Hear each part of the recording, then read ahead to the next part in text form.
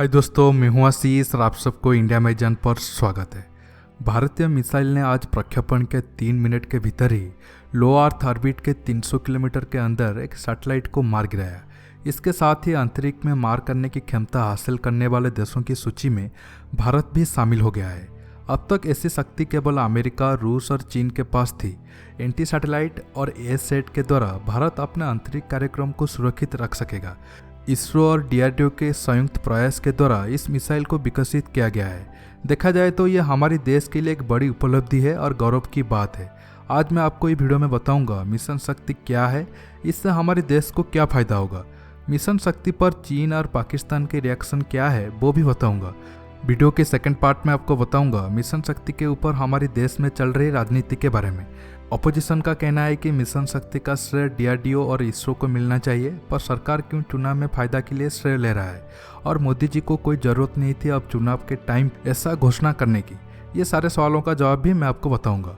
तो आप मिशन शक्ति के बारे में डिटेल्स में जानने के लिए आखिर तक ये वीडियो को देखते रहिए। अब जानते हैं क्या है एसैट मिसाइल। एसैट यानी एंटी सैटेलाइट मिसाइल एक तरह का आंतरिक हथियार है। इसे सैन्य उद्देश्यों के लिए उपग्रह को निष्क्रिय और नष्ट करने के लिए बनाया गया है। ये प्रणाली सिर्फ चुनिंदा देशों के पास है और कई देश अभी भी विकसित कर रहे हैं। हालांकि अभी तक इसका इस्तेमाल किसी लड़ाई में नहीं हुआ है। अमेरिका US-193 को अमेरिका ने 14 दिसंबर 2006 को डेल्टा 2 रॉकेट से लॉन्च किया था। इसके लॉन्च के 1 महीने बाद पता चला कि सैटेलाइट फेल हो गई है। फिर जनवरी 2008 में पता चला कि यह सैटेलाइट हर दिन 500 मीटर की दर की परिक्रमा कर रही है। 14 फरवरी 2008 को अमेरिका ने SM-3 मिसाइल के इस्तेमाल से US-193 को नष्ट कर दिया। इसे एसैट के तौर पर इस्तेमाल किया गया था। नंबर 2, रूस। रक्षा अधिकारियों के अनुसार रूस ने 18 नवंबर 2015 में अपनी एक मिसाइल को मार गिराने के लिए PL-19 नूडोल मिसाइल का इस्तेमाल किया था।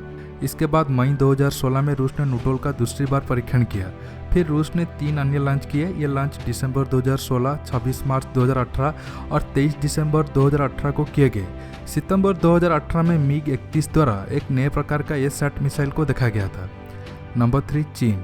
अमेरिका के डर से चीन ने यह हथियार विकसित किया था। दक्षिण चीन सागर में बढ़ते अमेरिकी दखल और अपनी सामरिक क्षमता की वृद्धि के लिए चीन ने साल 2007 में इस क्षमता को प्राप्त किया था। अमेरिका का अधिकतर संचार सैटेलाइट के माध्यम से ही होता है। चीन ने 11 जनवरी 2007 को सफलतापूर्वक एक खराब चीनी मौसम सैटेलाइट FY-16 को नष्ट कर दिया था। रिपोर्ट के मुताबिक इस सैटेलाइट को SC-19 एसैट मिसाइल से मार गिराया गया था। अब जानते हैं LEO यानी लो अर्थ ऑर्बिट क्या है। वैज्ञानिक हर मिशन के लिए अलग अलग अर्थ ऑर्बिट का इस्तेमाल करते हैं। जिस सैटेलाइट को एक दिन में पृथ्वी के 4 चक्कर लगाने होते हैं उसे पृथ्वी के नजदीक वाले ऑर्बिट में लॉन्च किया जाता है। अगर 2 चक्कर लगाना होता है तो दूरी थोड़ा बढ़ानी होगी। LEO एक अर्थ स्टैंडर्ड ऑर्बिट होता है जिसका अल्टीट्यूड 2000 किलोमीटर या उससे कम होता है। यह मुख्य तौर पर पृथ्वी के ऑर्बिट का 1/3 हिस्सा होता है। इस ऑर्बिट में एक सैटेलाइट दिन में 11.25 चक्कर काट सकता है। वैज्ञानिक द्वारा बनाए गए ज्यादातर सैटेलाइट्स इसी ऑर्बिट में घूमते हैं। LEO में ही ज्यादातर स्पेस स्टेशन भी स्थापित किए जाते हैं जिसकी मदद से अंतरिक्ष की गतिविधियों पर निगरानी रखी जाती है। इस ऑर्बिट में मौसम जानने वाले सैटेलाइट और जासूसी करने वाले सैटेलाइट भी लगाए जाते हैं। अब जानते हैं क्या है मिशन शक्ति। भारत का मिशन शक्ति अंतरिक्ष में देश की संपदा को सुरक्षित रखना है। भारत ने इस शक्ति को पाने के लिए खूब मेहनत की। अग्नि 5 मिसाइल के सफल परीक्षण के समय ही कई विशेषज्ञों ने यह संभावना जताई थी कि भारत के पास अंतरिक्ष में मार करने की क्षमता है, लेकिन उस समय आधिकारिक रूप में इसकी पुष्टि नहीं की गई थी। साल 2007 में चीन ने जब अपने खराब पड़े मौसम उपग्रह को मार गिराया तब भारत की चिंता बढ़ गई थी। उस समय इसरो और डीआरडीओ ने संयुक्त रूप से ऐसे एक मिसाइल को विकसित करने की दिशा में अपने प्रयास तेज कर दिए थे। अंतर्राष्ट्रीय पाबंदियों और जिम्मेदार देश होने के कारण भारत ने पहले इस क्षमता को हासिल होने के बारे में कोई पुष्टि नहीं की थी। लेकिन वर्तमान में बढ़ते सामरिक खतरों को देखते हुए प्रधानमंत्री नरेंद्र मोदी ने आज इस मिसाइल के सफल परीक्षण के साथ इस बात को घोषणा कर दी कि भारत इस प्रकार के विशिष्ट क्लब में शामिल हो गया है। अब जानते हैं मिशन शक्ति से भारत को क्या फायदा होगा।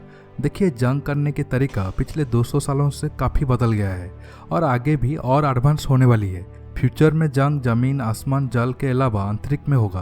पहले ये डर था कि चीन जंग की टाइम में भारत की मिलिट्री सैटेलाइट को टारगेट करके हमारी मुश्किल बढ़ा सकती है, पर अब उसको भी ये डर रहेगा अगर वो भारत की सैटेलाइट को टारगेट करेगा तो भारत भी चीन के सैटेलाइट को टारगेट कर सकती है।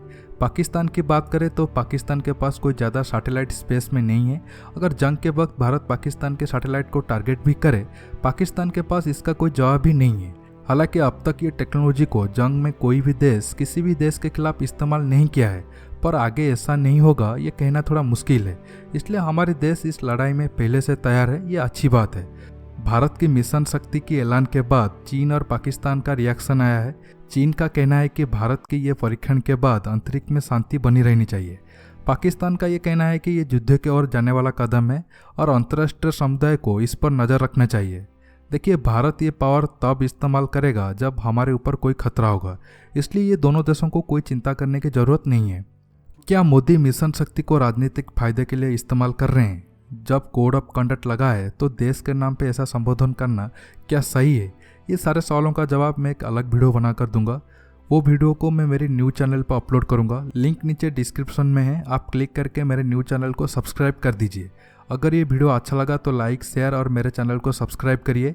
ये वीडियो के लिए मैं 3000 लाइक का उम्मीद रखता हूँ, मुझे पता है आप सब कर दोगे। अब आप मिशन शक्ति पर मोदी जी का भाषण सुनिए। भारत ने एक अभूतपूर्व सिद्धि हासिल की है। भारत ने आज अपना नाम अंतरिक्ष महाशक्ति, स्पेस पावर के रूप में दर्ज करा दिया है।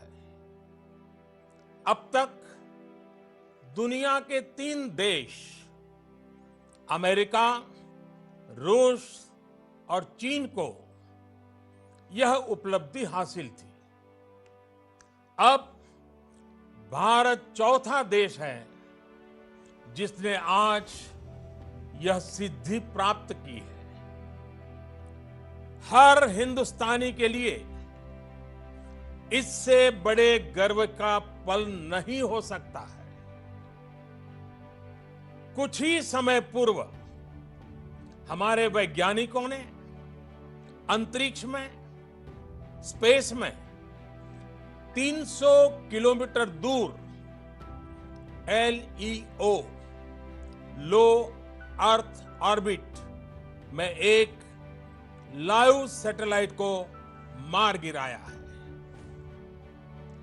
LEO, लो ऑर्बिट में यह लाइव सैटेलाइट, जो कि एक पूर्व निर्धारित लक्ष्य था, उसे एंटी सैटेलाइट ASAT मिसाइल द्वारा मार गिराया